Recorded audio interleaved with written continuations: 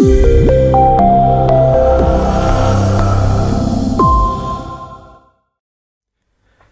next example is the game Jobava Karyakin, Russian Team Championship 2013. E4, E5, Knight F3, Knight C6, Bishop C4, Bishop C5, the Italian game. C3, Knight F6, D4. White's idea in this setup is to recapture on D4 with the C pawn and create a strong pawn center. So E takes D4, E5. This is an important intermediate move. After C takes D4 and Bishop B4 check, Black's chances are not worse. So after E5, Black plays D5, counter-attacking in the center.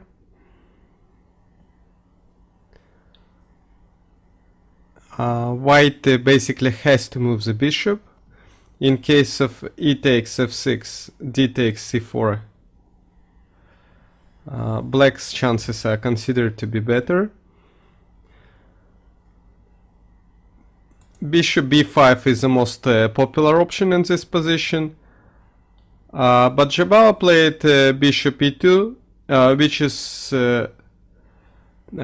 his favorite move in this line. Knight E4, C takes D4, White wins back the D4 pawn, Bishop B4 check.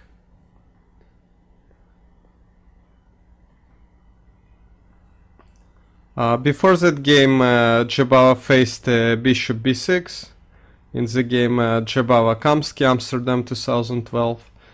And despite losing that game, he decided to repeat the line, so it's likely that he prepared an improvement. And so Karyakin played Bishop B4 check. Bishop D2. It may look slightly unusual that White allows an exchange of his bishop for the knight, but in fact the knight on E4 is pretty strong, and so White's move makes sense. Knight takes D2, Knight B takes D2, Black castles short, White castles short, and F6. A typical idea in this setup. Black is trying to undermine White's pawn center.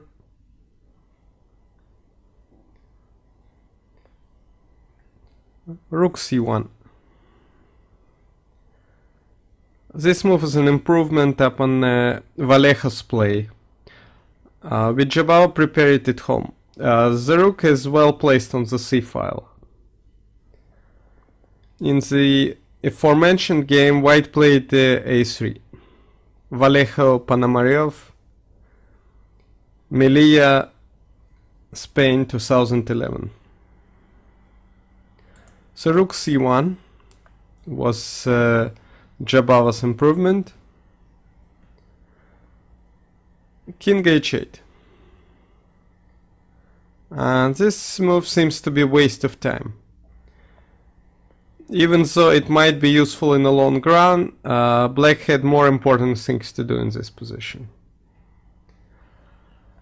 For example, F takes E5, D takes E5. Now Black has an option of Rook F5, attacking the E5 pawn. Also, the ugly position of the rook wields White some tactical opportunities. For instance, Bishop D3, attacking the rook on F5, Rook H5, A3, Bishop takes d2. In case of bishop a5, white can play rook c5. A nice idea. White is going to play rook takes d5.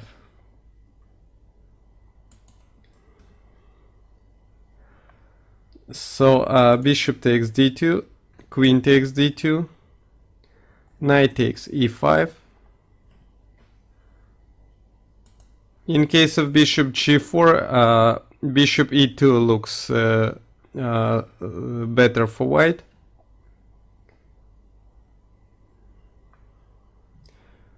So knight takes e5, knight takes e5, rook takes e5, and now queen c2.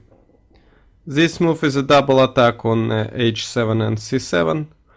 White wins back a pawn and obtains better chances, either thanks to weakened position of the king, or black will stay with an isolated pawn on d5.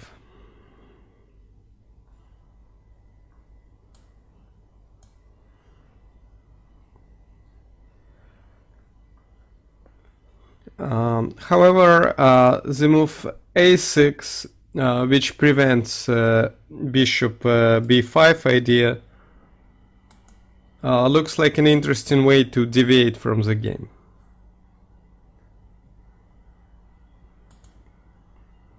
However, Karyakin played king h8, which white answers with knight b3.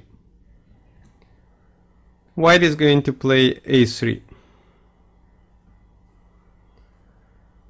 In case of the immediate bishop b5, attacking the knight on c6,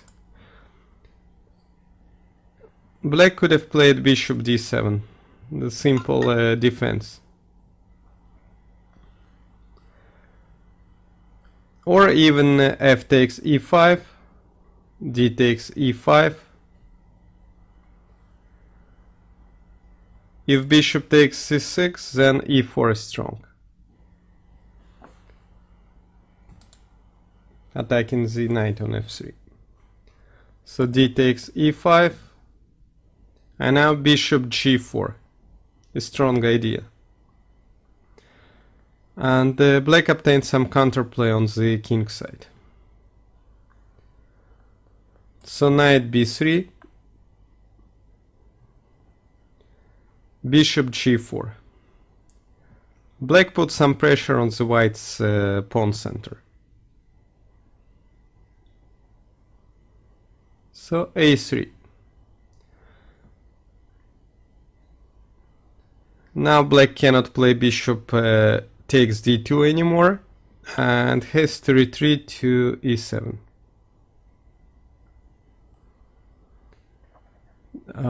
One of the ideas behind a3 is to get the e1 square for his rook. So after bishop e7, white plays rook e1. F takes e5, d takes e5, rook f4. It's really surprising to see this move from someone like Karyakin. The rook on f4 will be misplaced and black's position loses harmony. So rook f4 is a mistake. Instead of the worried looking move in the text, black should have played the most natural queen d7, which connects the rooks. So rook f4 was played, and now h3. It's funny that on the other hand, Jobava, who is known for his extravagant play, makes the most logical moves and increases his advantage. Bishop h5. Bishop f5 can be answered with the spectacular bishop a6.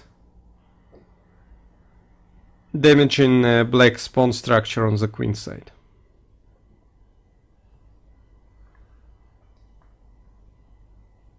Bishop e6 isn't much different from bishop f5 and can be answered by bishop a6 too. So bishop h5, knight c5. Baadur takes advantage of the weakened e6 square and attacks the b7 pawn at the same time. Black's reply is forced. Bishop takes c5. Rook takes c5. White is already clearly better. The rook on f4 doesn't understand what it's doing there, while the central pawn on d5 is hanging. So black played d4. They move rook e4, giving up the d5 pawn, and after rook takes d5, queen e8 is a better practical chance as black employs his rook. Also, although white's extra pawn promises him good chances for a win. However, in the game black played d4, which white answered strongly with e6. Now the e-pawn is getting powerful. The bishop on h5 is under attack, and so black plays bishop g6. Bishop e8 would exclude the queen's rook from control over the last rank.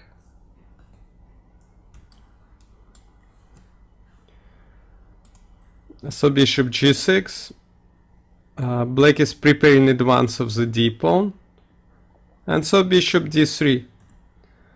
A strong positional move. White stops the d4 pawn and exchanges bishops in order to strengthen his own passed pawn.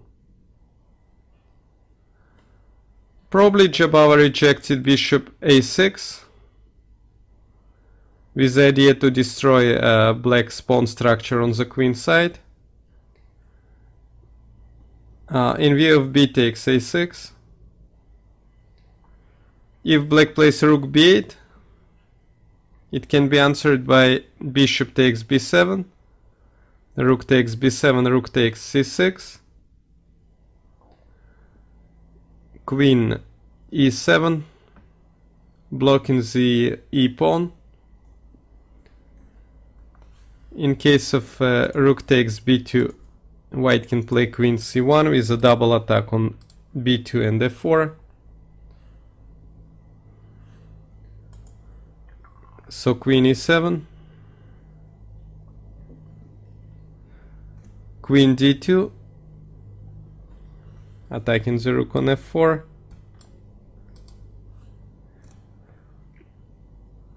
Now, for example, rook e4, rook takes e4, bishop takes e4, and now knight takes d4. This exchange sacrifice decides the game. Bishop takes c6, knight takes c6, queen takes e6, and knight d8. A nice double attack on e6 and b7, and white wins. That's why black has to capture the bishop on a6, b takes a6, rook takes c6, bishop e4 with a double attack on c6 and f3. White plays e7, a nice tactical idea. Queen takes e7, queen takes d4. Now this move is possible because the bishop on e4 is pinned.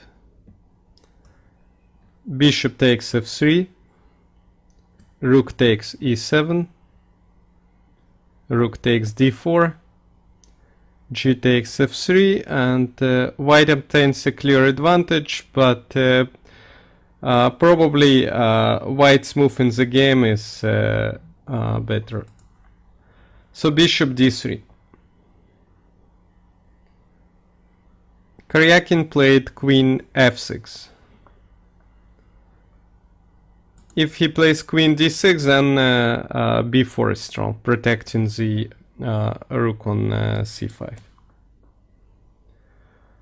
Perhaps the move bishop e8 instead was less evil.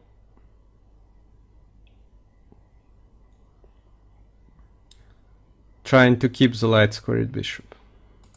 So queen f6 was played. And then knight g5. An unexpected but strong idea. Suddenly white created a threat of g3, hoping to entrap the rook on f4. Black plays knight e7. It's important that the move rook takes f2 fails to bishop takes g6, h takes g6, and knight e4 with a double attack on f6 and f2. So knight e7. Bishop takes g6. The most precise move. In case of g3, trying to trap the rook on f4. Black can play b6. Saving the rook on f4, since after white's retreat along the c file, the knight on g5 will be hanging.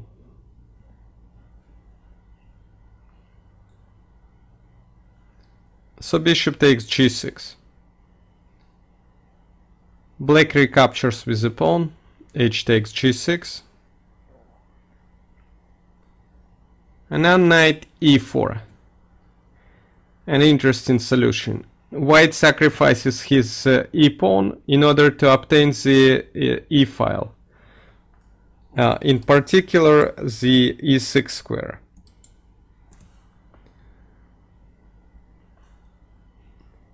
Black also had a good alternative in g3, with the idea of playing queen g4. This move wins too. For example, rook f5.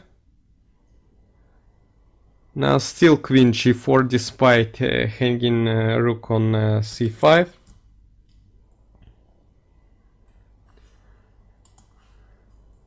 And the threat of queen h4 forces black to give an exchange. Rook takes g5.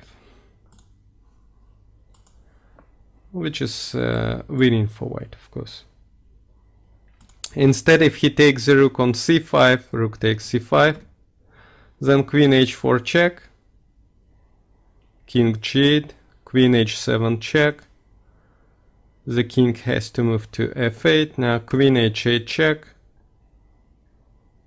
knight g8, knight h7 check, with the double attack on f8 and f6, white wins the queen on f6 and the game. However, Jobava played knight e4, which is also pretty strong. Queen takes e6. If black retreats to f8, then rook takes c7. So queen takes e6. Knight goes back to g5.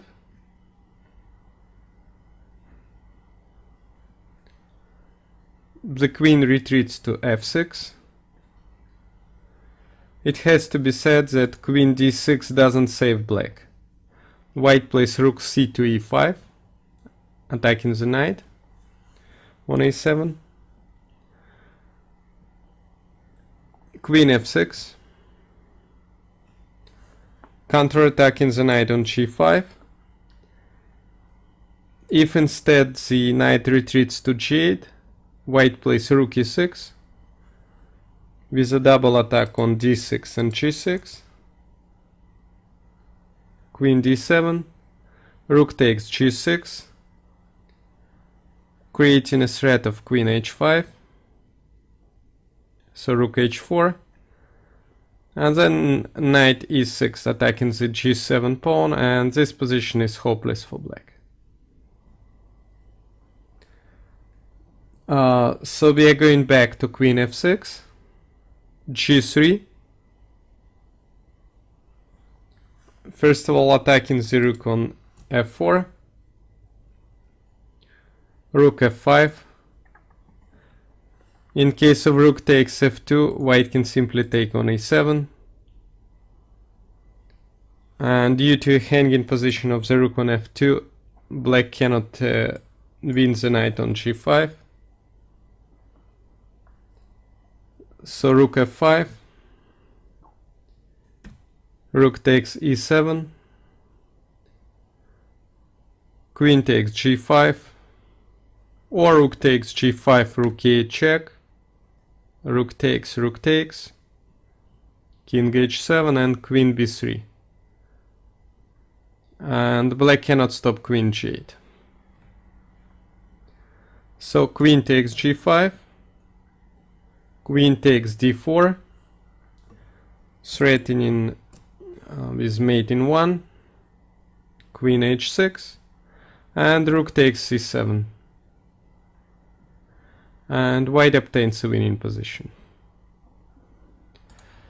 So in the game, after the move knight g5, black played queen f6, rook e6. So that was white's main idea behind sacrificing the e-pawn. He vacated the e6 square for the rook, queen f8, the only possible retreat, and then a nice tactical blow, rook takes g6. White is going to play queen h5 with checkmate on h7. So black tried rook h4, but the move doesn't help because of knight e6. Attacking the queen on f8, the g7 pawn, and preparing rook h5 check. So black resigned because after queen f7, white plays rook h5 check, and after the exchange on h5, he wins the queen.